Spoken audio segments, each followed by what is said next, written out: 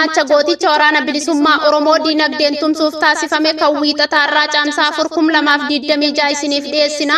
Qaqqaaliiwwan ilmaan Oromoo irree fi gaachana uummata Oromoo waboo wabii saba isaanii diinagdeen jabeessuun gumaacha godhan haalaan jabeessanii itti fufanii jiru. Haaluma kanaan miseensonni gameeyyii gurmuu ayyaantuu dagaa biyya Siwiidin irraa abdii fi gaachana uummata Oromoo waboo kan deeggaruuf taasifame keessatti marsaa 22ffaa irratti qarshii impaayera Itoophiyaa 300,000 fi 38,000 fi 403 walitti qabamee waboon gaheera.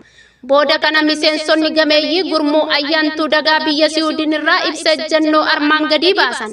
Tokko, hanga Oromoon bilisoomtutti fi walaboomtutti waboo waan beeknuu fi waan qabnu hundaan bira dhaabbanna. Lama, uummata Oromoo hundaaf akka abdii fi gaachana uummata Oromoo waboo bira dhaabbatan cimsina waamicha sabummaa dabarsina. Sadi, qabsoon uummata Oromoo kan aabaa waboo qabsoo uummata Oromoo hundaati.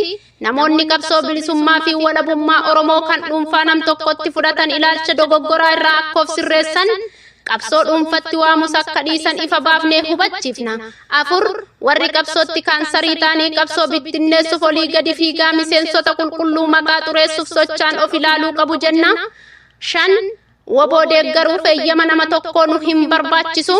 Koree miseensota gameeyyii ayyaantuu dagaa biyya Siwiidin irraa nutis galanni keessan bilisummaaf walabummaa haa ta'u ittiin jenna.